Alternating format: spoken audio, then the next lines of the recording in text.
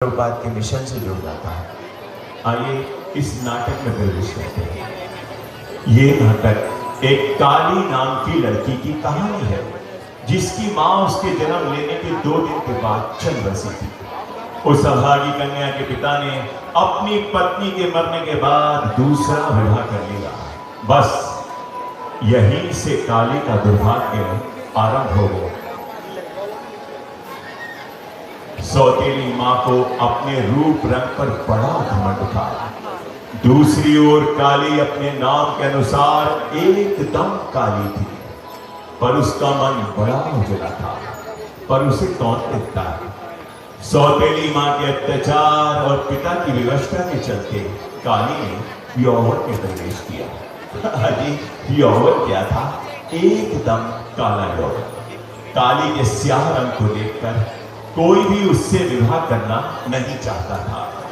वह सब देखकर चले जाते। आज फिर कोई उसे देखने के लिए आ रहा है।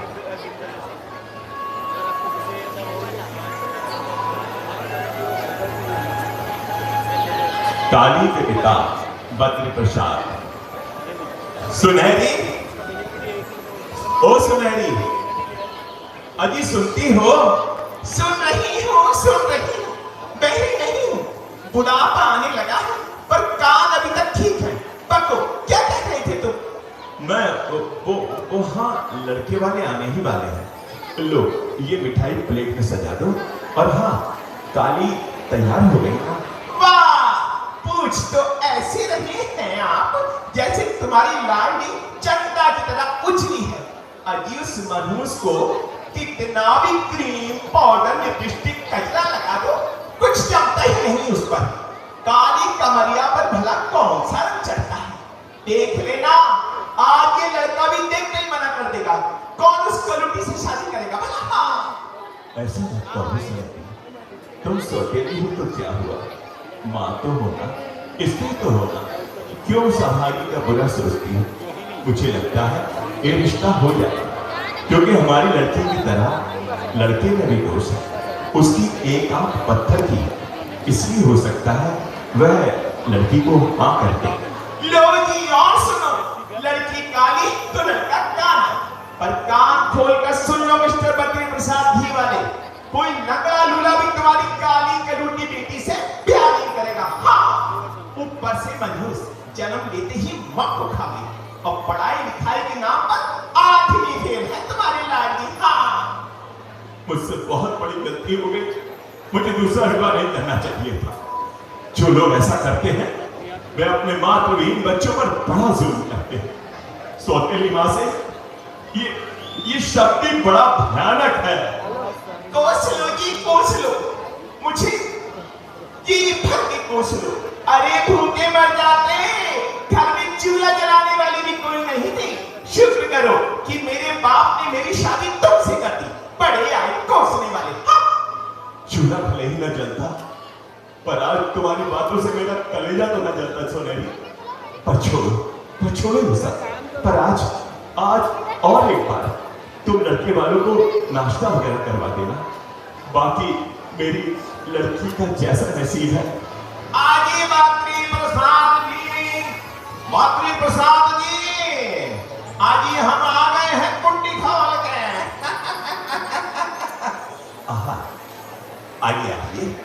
आइए सदानंद बाबू, आइए। स्वागत है आपका, आइए। नमस्कार बद्री प्रसाद जी, कुंडी खोल के आपका घर को बड़ी आसानी से मिल गया। ये मेरा लड़का है नैनसु। अरे नमस्कार कर, अरे मेरे लाल, कुंडी खोल के नमस्कार करना। जी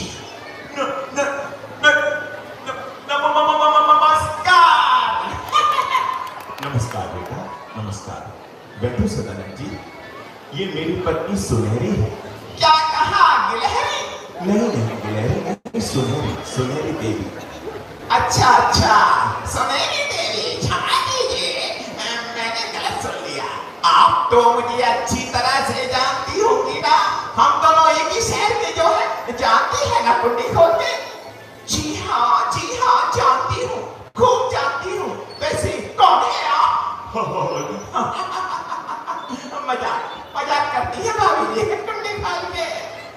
अरे आप बैठिए ना सदानंद बाबू, और सुनाइए, आपका कपड़ों का कारोबार कैसे चल रहा है? सब ठीक ठाक है ना? अजी कहाँ ठीक है बद्री प्रसाद जी, अभी कई लाख का नुकसान हो गया कारोबार में कुंडी खोल के। पर कोई बात नहीं, कोई बात नहीं, आप जो दहेज में 20 लाख देंगे उससे सब पूरा हो जाएगा। और सोना चांदी तो आप आखिर घी का कारोबार है आपका, शहर में बड़ा नाम है कुंडी खोल के। और कार तो आप देंगे ही, कौन सी कार देंगे? अच्छा चलो, ये बात में कर देंगे। अभी आप मेरे लड़की से कुछ पूछना चाहें तो पूछ लीजिए कुंडी खोल के। मेरा लड़का बहुत पढ़ा लिखा, सयाना और सुशील है। अजी ये समझ लीजिए लाखों में एक है, लाखों में। इसके जैसा दामाद आपको कहीं नहीं मिलेगा कुंडी खोल के। जी वो तो है, दिखाई भी दे रहा है। बेटा क्या नाम है आपका? जी नैनसुख। नैनसुख, ठीक है बेटा, ठीक है। सदानंद बाबू, आपने कहा था कि लड़के की एक आंख पत्थर की है, पर ये तो हकलाता भी है, ये तो नहीं बताया था आपने। अजी हकलाना तो इसकी खूबसूरती का हिस्सा है कुंडी खोल के। और रही पत्थर की आंख की बात, तो आप जो दहेज में हीरा देंगे ना, तो पत्थर की जगह हीरे की आंख लगवा दूंगा कुंडी खोल के। पर पहले आप लड़की को तो बुलवाइए, हम भी देखें वो कैसी है। हमारे लड़के को तो आपने बड़ा परख लिया, अब हम भी तो लड़की को परख लें जरा। हाँ, क्यों नहीं, लड़की को देखने ही तो आता है। सुनिए, जाओ लड़की को ले आओ, और साथ में कुछ नाश्ता पानी को लेती आओ। लाती हूँ, अभी लाती हूँ तुम्हारी लाडली को।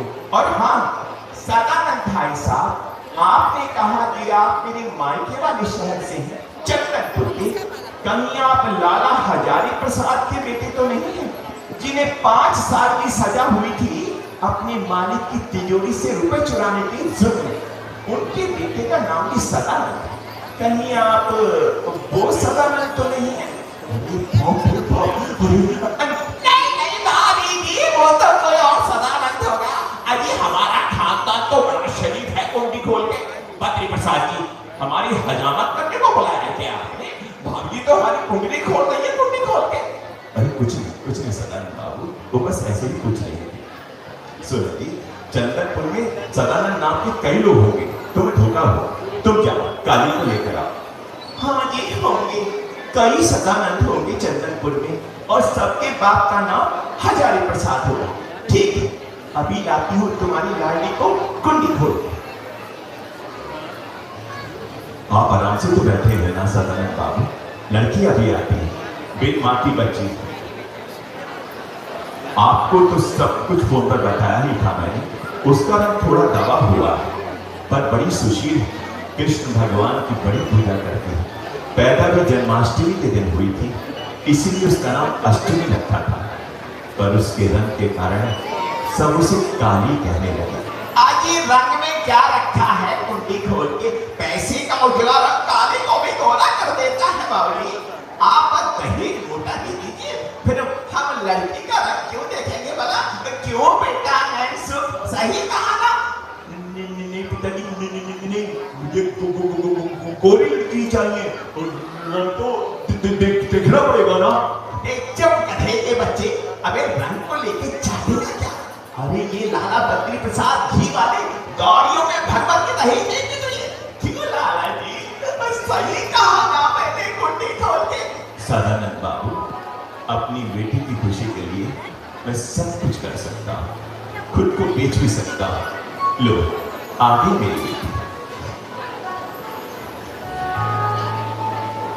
सुनहरी ने कहा, अजी ये क्या कह रहे हो तुम? सब कुछ अपनी बेटी को दे दोगे तो हमारा बुढ़ापा कैसे कटेगा? बड़े आए सब कुछ लुटाने वाली। लो जी, आ गई तुम्हारी होने वाली बहू। जी भरकर देख लो कुंडी खोल के। हाँ आंटी, आपकी लड़की तो बड़ी सुंदर है, परी है परी। क्यों बेटा ने लड़की पसंद है ना तुझे? पिताजी इसका घूंघट तो हटवाओ ना, देखो कैसे। अभी लो बेटा, अभी लो, सुनहरी ने कहा।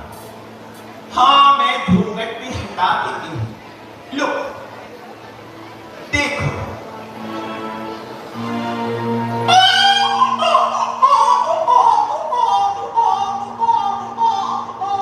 अबे क्या हो गया तुझे? भूत देख लिया क्या? पानी पिताजी, पिताजी, ये तो काली है, काली है ये। अबे चुप कर, ठीक है बच्चे, खबरदार जो लड़की को नापसंद किया तो दांत तोड़ के हाथ में दे दूंगा। पैसा दे, पैसा। लड़की से नहीं, पैसे से शादी कर। चुपचाप हाँ कह दे। नहीं नहीं पिताजी, मुझे लड़की पसंद नहीं, कितनी काली है ये, डर लगता है। मैं जा रहा हूँ। काली लड़की तो नहीं चाहिए, बिल्कुल नहीं चाहिए। मैं स्टेशन जा रहा हूँ, आप बाद में आ जाना। अबे ओ स्वान, ओ नैन सुख। भाग गया कहीं का बच्चा। देखो जी बद्री प्रसाद जी, लड़के को लड़की पसंद नहीं आई। सच कहूं तो मुझे भी लड़की अच्छी नहीं लगी, कुछ ज्यादा ही काली है ये। ऐसा मत कहिए सदानंद बाबू, मैं आपके पैर पड़ता हूं, मैं अपना सब कुछ आपके नाम कर दूंगा, पर मेरे बेटे को ठुकरा कर मत जाइए। अपने बेटे को समझाइए, एक रंग के अलावा और कोई दोष नहीं है उसमें। बहुत गुणवंती है मेरी बच्ची।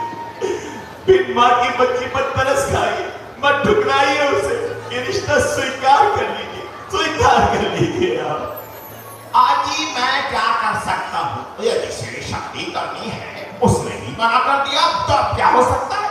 सच कहूँ तो आप अपनी बेटी को घूंघट में ही रखा करो। हाँ, किसी की नजर ना लगे ये कौन निकाल के। अजी इसे क्या बर मिलेगा? बर तो इसे देखते ही डर जाता। अच्छा जी नमस्ते, चलता हूँ। पिताजी ट्रेन का खर्चा हो गया, कुछ हाथ नहीं लगा। हाय मेरे 20 लाख, हाय मेरी कार, हाय रे हाय मेरा हीरा सोना चांदी सब हाथ से चला गया। हाय रे हाय। सदानंद जी रुक जाइए, रुक जाइए। मेरी बेटी के जीवन में शादी की खुशी शायद है ही नहीं। आज जिससे इसकी शादी होगी उसकी खुशियों को भी ग्रहण लगा देगी तुम्हारी काली कलौटी। मैंने कहा था ना कि ये लड़का भी ना करके जाएगा, और ऐसे होगा। अब ये सारा चाय नाश्ता मुझे ही निपटाना होगा। तुम बाप बेटी को तो रोने से ही फुर्सत नहीं मिलेगी। चलो आज फिर अपनी दावत हो गई।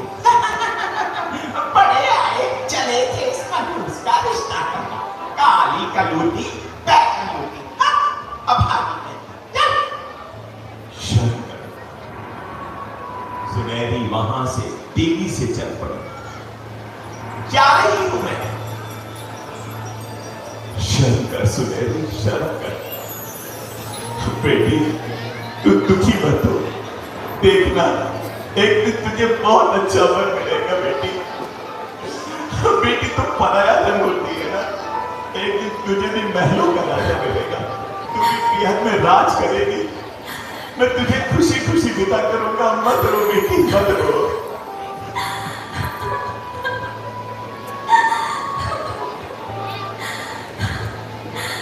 मैं कहाँ रो रही हूँ पिताजी? रो तो आप रहे हैं। मेरा तो जन्म ही आपको रुलाने के लिए हुआ है।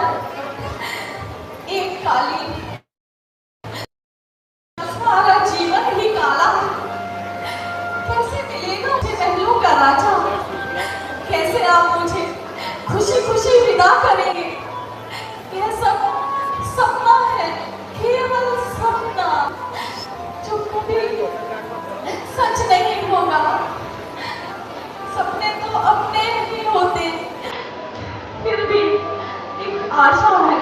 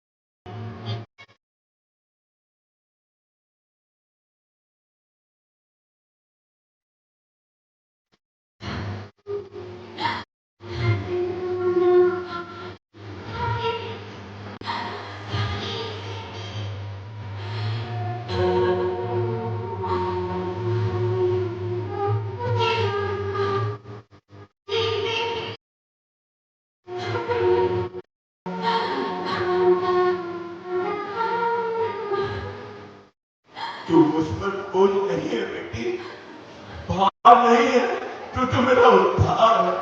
तेरे कन्यादान से ही मेरा उद्धार हो। चल कुछ खा ले। क्या हुआ पिताजी? कुछ नहीं, वही दिल में पुराना दर्द उठ रहा है। चल आज कुछ खा लेते। तो देखा है काले कृष्ण की ये काली भक्त कैसे समाज के द्वारा ठुकराई जा रही है। एक और लोग सांप की पूजा करते हैं, उसे दूध पिलाते हैं, पर वही सांप जब घर में घुस जाता है तो मार डालते हैं। कैसा दोगला समाज है। खैर काली का रिश्ता आज भी नहीं हुआ, उसके रंग के कारण लड़के वालों ने मना कर दिया। एक और दुनिया की प्रताड़ना तथा दूसरी ओर सौतेली मां के अत्याचार उस बिन मां की बच्ची काली को निरंतर अंदर से खोखला कर रहे थे। शादी के रिश्ते दरवाजे से ही लौट रहे थे। अपनी बेटी को दुखों से पीड़ित देखकर बद्री प्रसाद बीमार रहने लगा और एक दिन उसके सांसों की दौड़ थम गई। वो अभागा पिता अपनी बेटी के विवाह का अरमान लेकर ही इस संसार से चला गया। काली अब पूरी तरह अनाथ हो चुकी थी।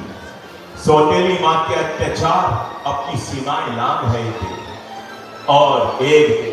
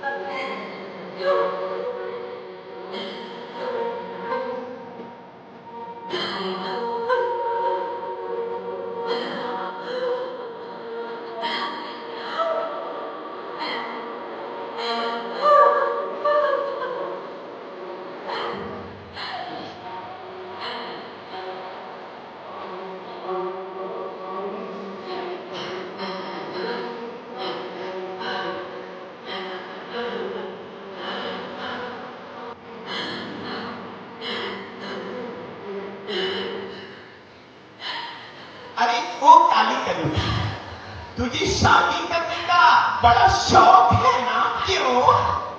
शौक नहीं माँ, मजबूरी है मजबूरी। मैं वहां पर बोझ नहीं बनना चाहती और अपने स्वर्गवासी पिता की इच्छा भी पूरा करना चाहती हूँ। वह मुझे दुल्हन के रूप में देखना चाहते हैं, इसलिए शादी करना चाहती हूँ।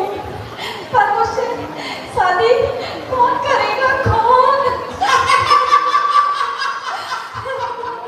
अरे मेरी लाडो, मैंने तेरे लिए एक बड़ा सुंदर लड़का देखा है। हाँ। अरे बाहर खड़ा है, अभी बुलाती हूँ, अभी बुलाती हूँ। ठहर जा। अरे मोतीलाल, अरे अंदर तो आना। अरे ये है लड़का। माँ, ये तो बहुत बूढ़े हैं। मेरे पिता की उम्र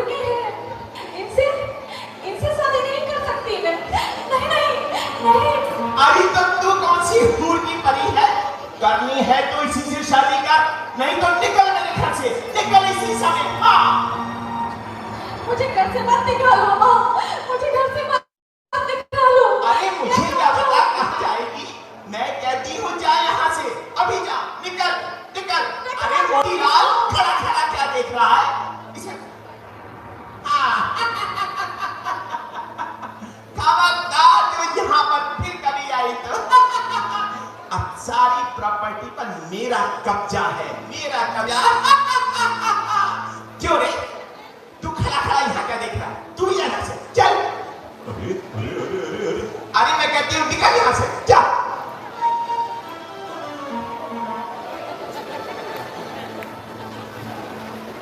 अब ये नाटक अपने दिलचस्प मोड़ की तरफ आगे बढ़ रहा है। अत्याचार बढ़ चुके थे। काली अपने मन के अंदर एक दुख लेकर चल पड़ी उस पहाड़ी की ओर।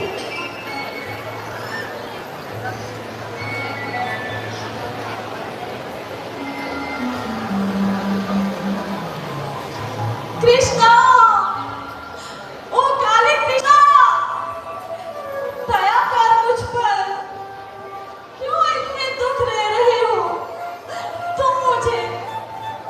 मैं बदसूरत हूँ तो इसमें मेरा क्या दोष है? क्या अपराध है मेरा? मेरा अपना रंग मेरे अपने हाथों से तो नहीं बनाया था ना, फिर सब मुझे क्यों ठुकराते हैं? क्यों क्यों?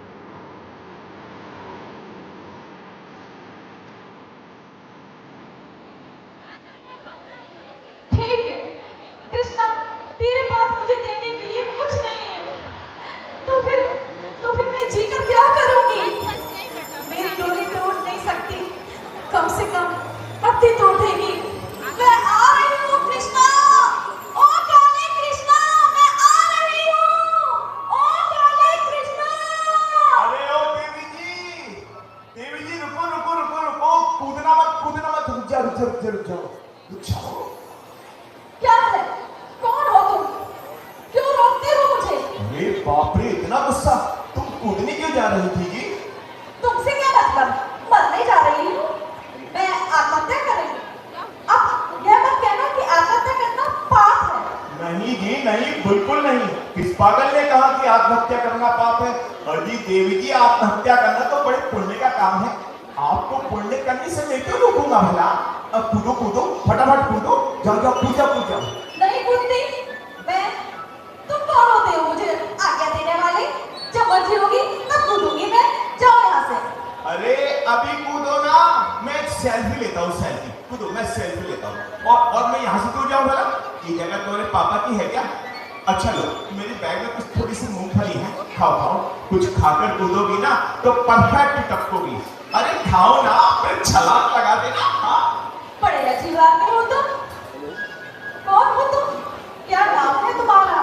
हाँ, ये हुई ना कुछ कायदे की बात। अरे भाई, पहले कुछ इंट्रोडक्शन हो जाएंगे, फिर ये आत्महत्या करना। और वाइदा में मेरा नाम रामरूप है, हरे कृष्ण प्रचार मिशन का कार्य करता हूँ, प्रभुपाद के मिशन का सैनिक। और तुम्हारा नाम क्या है? रुको रुको रुको, तुम्हारा नाम तुम्हारे रंग के हिसाब से काली होना चाहिए। काली, ठीक है ना? हाँ मैं काली हूँ, मैं काली हूँ, काली हूँ, यही मेरा नाम है। पर मैं काली क्यों हूँ? ये पूछो अपने कृष्ण से, उस काले कृष्ण से। वाह जी वाह वाह, कृष्ण पर क्यों भड़क रही हो? उन्होंने क्या तुम्हें आकर पेंट किया था? कृष्ण तो कर्मानुसार फल प्रदान करते हैं, फिर उन्हें क्यों फटकार लगा रही हो तुम? यह कारण पर मैं कुछ नहीं जानती, पर तुम्हारी कृष्ण की मैंने सदा पूजा अर्चना की, उन्हें नहलाया, भोग लगाया, खिलाया पिलाया सुलाया, सारी सेवा की। पर बदले में उसने मुझे क्या दिया? अपना ये काला रंग, जिसके कारण कोई भी मुझसे शादी नहीं करना चाहता। मेरे पिता भी से मर गए, माँ सौतेली है, घर से निकाल दिया आज उसने मुझे। अब मैं क्या करूं, कहाँ जाऊं? शादी हो जाती तो प्रेम की छत तो सर पर होती, अपने माँ बाप पर बोझ ना होती, इसलिए शादी करना चाहती थी। पर ऐसा नहीं हो सकता, तभी तो मरना चाहती हूँ।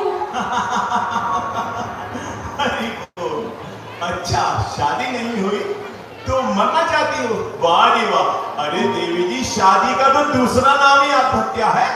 आत्महत्या करो या शादी करो, एक ही बात है। बाय द वे, मेरी भी शादी हुई, 4 बच्चे हैं, पर मेरा सुख चैन सब धन की चिक में खत्म हो गया था। पर मैंने एक ऐसा उपाय किया जिससे सब कुछ हर्षोल्लास में बदल गया। अब तो शादी का ये फीका लड्डू भी मीठा लगता है मुझे। पर मैं शादी का विरोधी नहीं हूँ, विवाह करना चाहिए, गृहस्थ बनना चाहिए, पर वासनाओं के जाल से मुक्त रहना चाहिए। बंद करो अपनी बकवास, जाओ यहाँ से, मुझे मरना है। अरे तो मरो ना, कौन रोकता है? पर यहाँ से क्यों कूदना चाहती हो? बहुत ऊंची चोटी से कूदो ना, तुरंत रिजल्ट आ जाएगा। यहाँ से तो तुम 50% ही मरोगी, ऊंचाई कम है ना। तुम मेरी मौत का मजाक बनाते हो। देवी जी, मौत तो खुद एक मजाक है।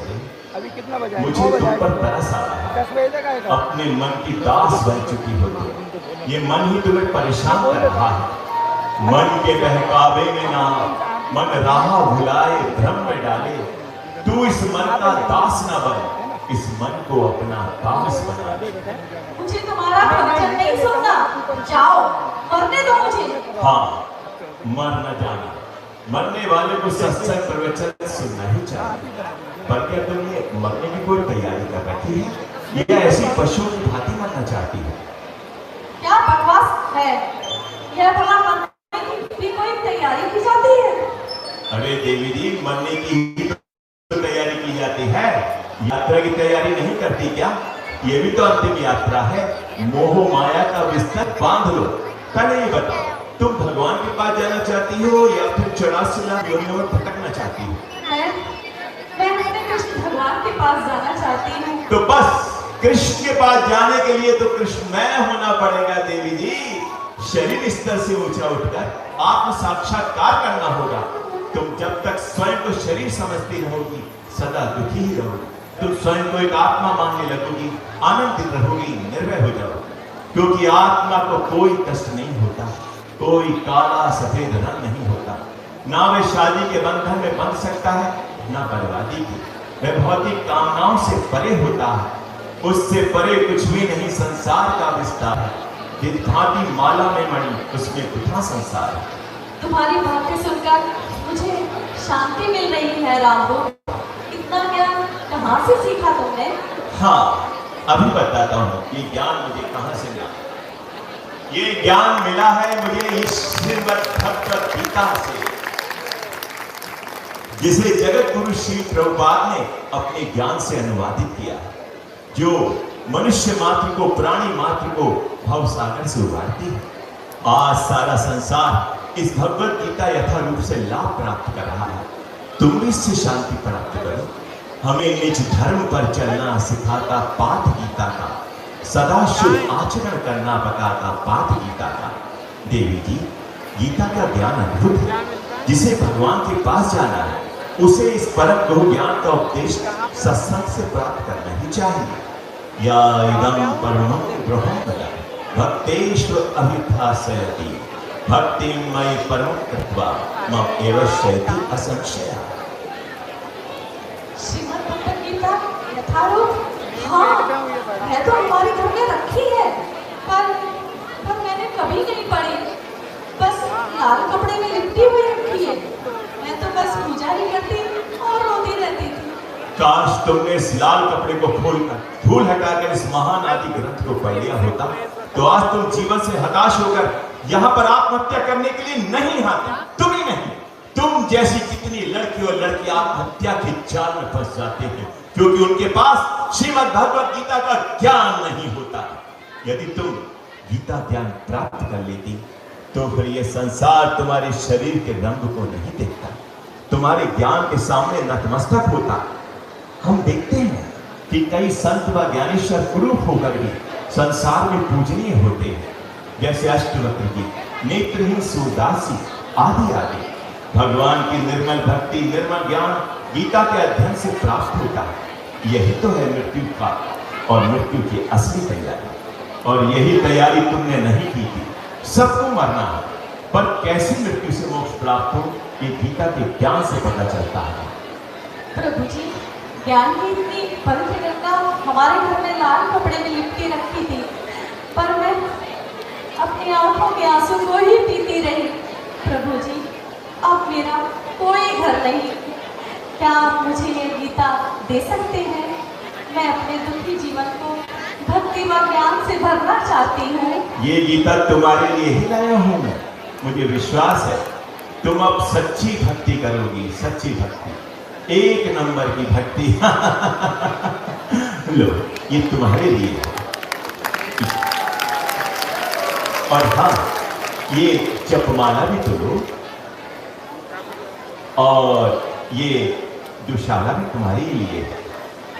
आहा, अब तुम्हारा जीवन परिवर्तित हो जाएगा, सब कुछ परिवर्तित हो जाएगा, आनंदमय हो जाओगी तुम। मैं तुम्हारे रहने की व्यवस्था कर देता हूँ। लो ये गीता और इसको पढ़ना। देखो मुझे सामने इस्कॉन का मंदिर दिख रहा है ना, मैं तुम्हारे रहने की व्यवस्था वहीं कहीं कर देता हूँ। अब बस जाप करना, ये जपमाला पर और ये कंठी माला भी लो। ठाकुर जी की सेवा करना और प्रसाद खिलाना और खाना, इसी में सारा संसार समाया है। रामदूत जी, यह संसार इतना विचित्र क्यों है? मानव का स्वभाव दोगला क्यों है? देवी जी, ये संसार बड़ी विचित्र माया से ढका हुआ है। लोग काले कृष्ण की तो पूजा करते हैं, पर काले व्यक्ति को घृणा से देखते हैं। नकली सांप को पूजते हैं, पर असली सांप को मार डालते हैं। पर मेरा परामर्श तुम्हें यही है कि तुम इस प्रश्न उत्तर के चक्कर में मत फंसो। ये सब भौतिक प्रश्न है। इस श्रीमद् भगवद गीता को पढ़कर अपनी सोच को शुद्ध करो और गीता का यह ज्ञान सबको प्रदान करो। नाचा तस्मान मनुष्येषु कश्चिन्मयि प्रिय कृतमा भविता नाचा तस्मादन्या प्रेतरो भूमि। अर्थात श्री कृष्ण कहते हैं कि ये दिव्य ज्ञान अमूल्य है। संसार की भौतिक वस्तुएं इसका मूल्य नहीं हो सकती, पर हम एक काम कर सकते हैं, वो ये कि इस ज्ञान के पिपासु जो भी तुम्हें दिखाई दे, ये ज्ञान उनमें बांट दो, वितरित कर दो। देवी जी, श्री कृष्ण की यही सर्वोच्च प्रेमपूर्ण सेवा है और तुम यही करो। पर पहले इस महाग्रंथ का मनन अनुशीलन कर लो। तुम्हारी समझ में कुछ आया या अभी भी कुछ मन में शेष है? बोलो, बताओ। मैं जानता हूं तुम्हारे मन में अभी संशय है। हाँ प्रभु जी, मेरे मन में एक संशय है। मेरे मन के किसी एक कोने में दर्द है, शादी ना होने का, अपने बदसूरत होने का। बस उसी दर्द को मिटाना है मुझे, उस जान से निकलना है। देवी जी, यदि तुम शादी ब्याह करना चाहती हो तो वो भी हो जाएगा। कृष्ण क्या नहीं कर सकते अपने भक्तों के लिए? पर पहले तुम शुद्ध भक्ति आरंभ करो, विवाह भी हो जाएगा। देवी जी, मुझसे कौन विवाह करेगा? यह सपना मत दिखाओ मुझे, मत हर दिखाओ। सपना सच होगा यदि भक्ति का कवच होगा। अच्छा, तुम एक काम करो, 14 दिन के बाद एकादशी आ रही है, उस दिन तुम इसी समय यहां पर आना। तुम्हारे लिए एक सरप्राइज होगा, सरप्राइज, भूलना मत। चलो, मैं तुम्हें मंदिर और उस गेस्ट हाउस में छोड़ाता हूँ। आ चलो। क्या सरप्राइज होगा मेरे लिए? क्या मेरी मुश्किलें खत्म हो जाएंगी? बताओ प्रभु जी, बताओ। मुश्किलें होती हैं आसान बड़ी मुश्किल से, आदमी बनता है इंसान बड़ी मुश्किल से। ढूंढने वाले को मिल जाते हैं भगवान, मगर भगवान की होती है पहचान बड़ी मुश्किल से। आओ, चलो। कौन था जिसने काली को भक्ति का ज्ञान और आशा का मार्ग दिखाया? कौन सा सरप्राइज देना चाहता था ये व्यक्ति काली को? क्या काली का विवाह होगा? यदि हाँ, तो कौन करेगा उससे शादी? कैसा होगा वो? क्या काली और कृष्ण की तरह काला होगा या कोई हीरो? आइए देखते हैं। मंदिर के गेस्ट हाउस में रहते रहते काली सत्संग और भक्तों के सानिध्य में शीघ्र भक्ति मार्ग में प्रशस्त हो गई। उसके मन का अंधकार मिट चुका था। वो अब रोती नहीं थी, भजन गाती थी अपने काला कृष्ण के लिए। आइए इस दिलचस्प कथा के अंतिम दृश्य में प्रवेश करते हैं, बस कुछ क्षण के लिए। आइए देखते हैं ये अंतिम दृश्य क्या संदेश दे रहा है, जो बड़ा ही गंभीर है।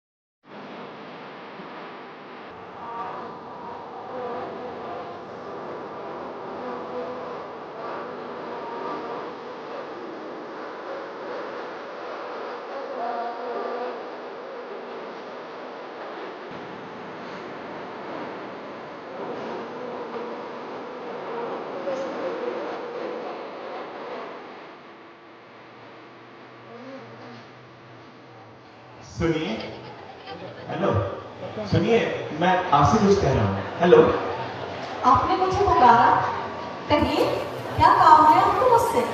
जी कुछ खास नहीं, बस आपसे बात करना चाहता हूँ। बहुत अच्छा गाती हैं आप, बहुत दर्द है आपकी आवाज में। जी धन्यवाद। क्या मैं जा सकती हूँ? पर ठहरिए ना, आपसे बात करने का मन कर रहा है। मेरा नाम श्याम रूप है, एमबीए का स्टूडेंट हूँ। आपका नाम क्या है? मेरा नाम काली है। अच्छा, आपने अपना नाम श्यामरू बताया, क्या आप रामू प्रभु के कुछ लगते हैं क्या? जी हाँ, हम दोनों एक ही स्वरूप हैं। मेरा मतलब है कि वो मेरे बड़े भाई हैं। मैं बड़े भाई जैसे हैं। हाँ, मैं उन्हें जानता हूँ। एक बात बताइए, आपने अपना चेहरा क्यों ढक रखा है? इस जमाने में घूंघट बात कुछ हजम नहीं हुई। मैं आपका चेहरा देखना चाहता हूँ, जिसकी आवाज इतनी सुंदर है, वो कितनी सुंदर होगी। Please, I request you, show your face, please please. Shyamru ji, आप मेरा चेहरा मत देखिए, डर जाएंगे। जैसा मेरा नाम है वैसा मेरा चेहरा है। बहुत बदसूरत हूँ। जो भी मुझे देखने आया वह ठुकरा कर चला गया, इसलिए मेरी शादी नहीं हो सकी। अब तो मैं आपका चेहरा जरूर देखूंगा। मैं औरों की तरह नहीं, बल्कि उसी मैं आपका चेहरा देखना चाहती हूँ। प्लीज प्लीज मुझे अपना चेहरा दिखाइए। ठीक है, नहीं मानते तो देखो देखो मेरा चेहरा और कोसो मुझे जी भर के। अरे वाह, तुम तो बहुत सुंदर हो, एकदम कृष्ण जैसी सूरत है तुम्हारी। घूंघट मत किया करो ना, घूंघट तो नहीं करना चाहिए जो तुम्हारी मजाक बनाते हो। मुझे तुम बहुत पसंद हो, मैं तुमसे शादी करना चाहता हूँ। सच कि झूठ है? बोलो, करोगे मुझसे शादी? श्याम की नजर से देखो, तुम बहुत सुंदर। करो, बोलो, करोगे शादी? मुझसे मजाक मत कीजिए आप। नहीं काली जी, ये सच है। मैं तुमसे विवाह करना चाहता हूँ। जाओ साहब, जाओ जाओ।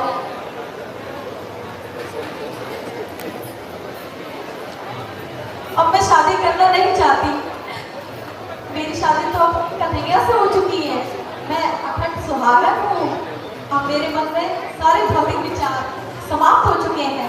निराशा, आशा, दुराशा सब मेरे जीवन से निकल चुके हैं। अब कोई वासना है ही नहीं मन में। बस केवल कृष्ण की सेवा, कृष्ण का चिंतन, भजन ही मेरा लक्ष्य है। यही मेरी मृत्यु का भी श्रृंगार है। कहाँ से आप जमाने के बाद आए, कहाँ से आप जमाने के बाद आए, मेरी इच्छा मर जाने के बाद आए। तो ये पक्का है कि तुम शादी करना नहीं चाहती? अच्छी तरह सोच लिया बाबूजी। देख लो, ये मौका दोबारा नहीं मिलेगा। ठीक है, मैं तुम्हारे विचारों की कदर करता हूँ।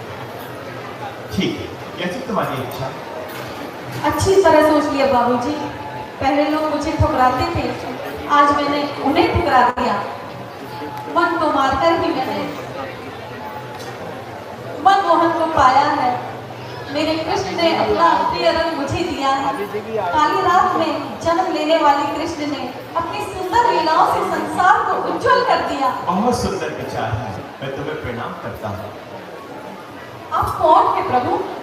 आप कौन है?